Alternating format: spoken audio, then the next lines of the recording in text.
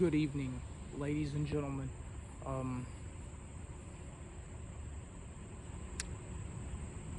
I am sorry.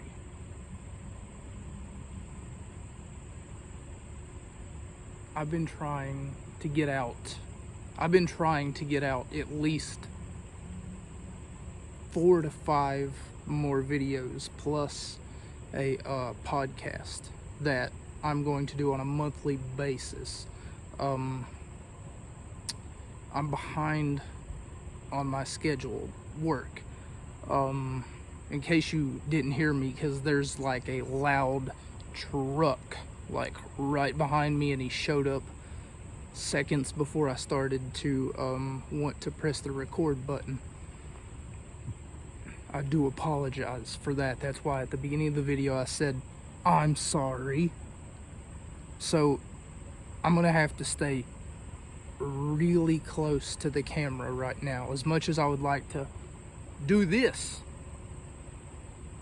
pace around like a moron, I don't know if you can hear me or not.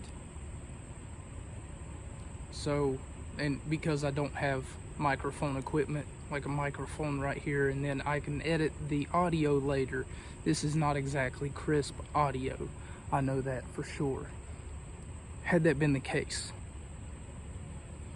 and this is going to be more audio than video. WWE, you missed the boat.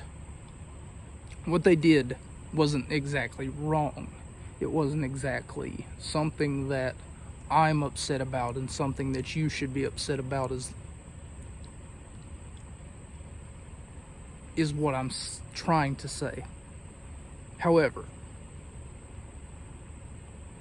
they didn't exactly get it right. So there's a pay-per-view that they do once a year, maybe, called Extreme Rules. And Extreme Rules is one of those pay-per-views that happens on a consistent basis, and has happened since about 2005, 2003, maybe 2006, somewhere.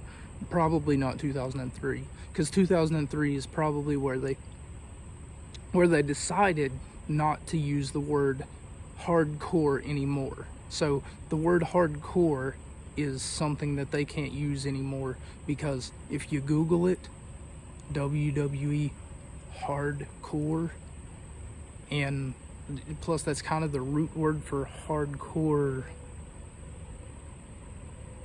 porn, so they decided not to do that, for their company was moving in another direction.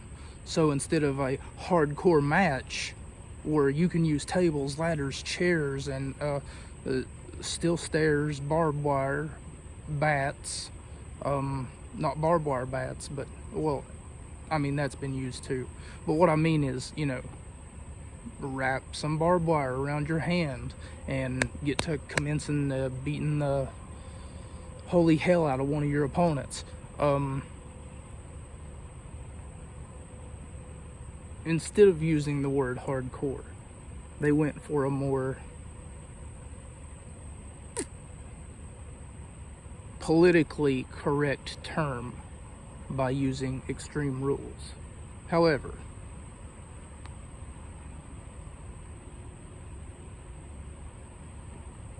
sorry, I thought I seen somebody behind me. However, Extreme Rules 2021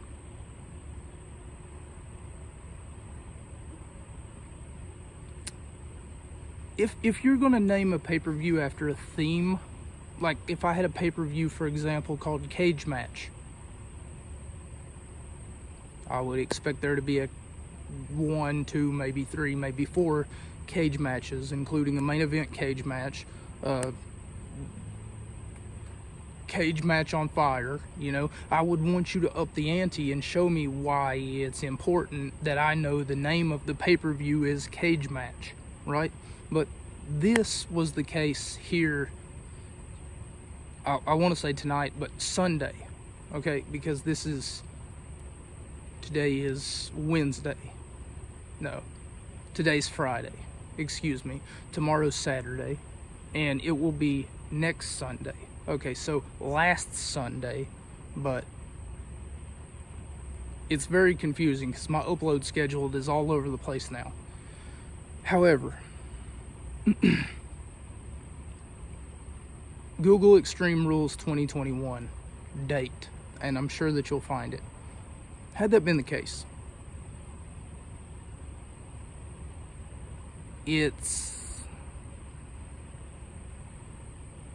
naming your pay-per-view after something that you wanted to theme it after, and it's not working. Because most of your matches were nothing but one-on-one matches or regular tag team matches, which you had one regular tag team match. The main event is what I want to talk about, however. Roman Reigns for the WWE Championship, and he is the champion, faced off against Finn Balor.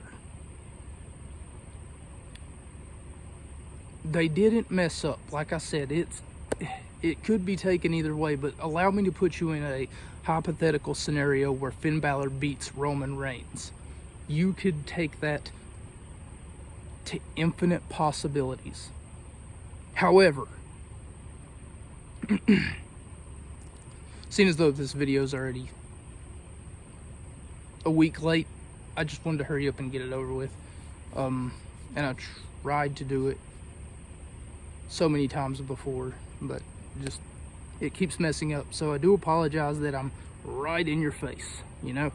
Usually I like to give you some breathing room, but I don't know if you can hear me or not back there. However, most of your matches being like that, except for the one match, that's the only match that you actually bring out the red carpet for these Extreme Rules matches. And like I said, Roman winning, I feel like that you could have taken it, finally shut his truck off. I feel like that you could have taken it to other possibilities. Roman lost, for instance. Let's say hypothetically that he was to lose. You could have had a rematch under different stipulation, or you could have had a triple threat match with Roman's rematch clause, the current number one contender, and Finn Balor the champion. You could have get a little bit of that spice it up a bit. You could have put that spice straight on it. But instead, WWE decided to go with the most popular decision, and that is Roman Reigns wins. Which I feel like we as a wrestling community shouldn't agree with.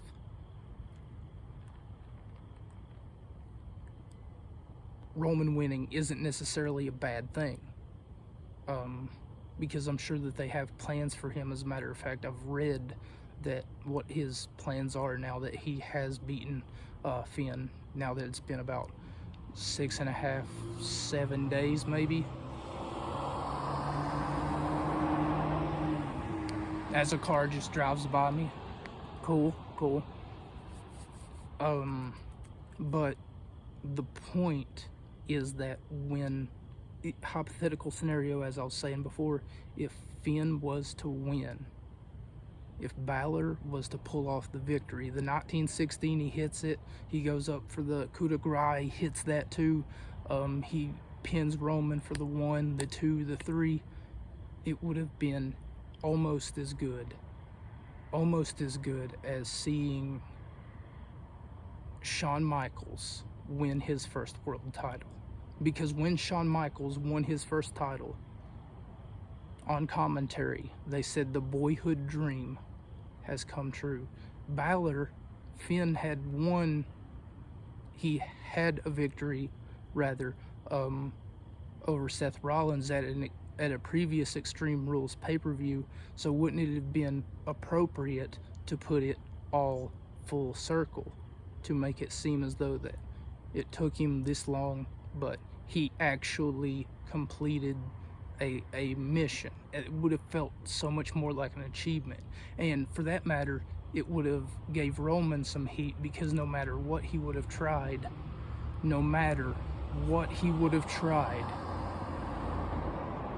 he would have, in the end, lost. And that wouldn't have been a bad thing for Reigns, because then he would have had a rematch clause. Then they could have taken it to a whole nother level of competition, of different, just all these great expectations that I'm seeing right now in my head. And it looks like it was the worst case scenario that they could have done.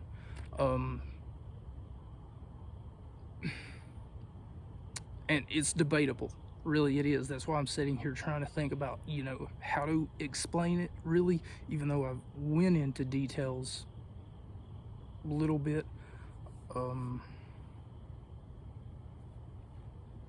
But you can't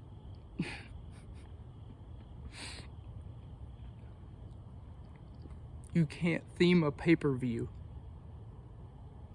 and only have one match of said pay-per-view. You have to be cocking your fans so bad. You have to be literally shafting them so much. I mean, they're paying $10 and something. They're paying $9.99 for your network, WWE, a month. That's $120 a year that you're basically taking from them for their pay-per-views. You're giving them the pre-show on YouTube for free. Where I've seen a lot of people putting comments on the live stream, saying regular rules, because there were almost no Extreme Rules matches, despite the fact that the name of the pay-per-view is Extreme Rules. You can't name it Extreme Rules and only have one Extreme Rules match, 10 singles matches, one-on-one matches. That's a little bit sussy.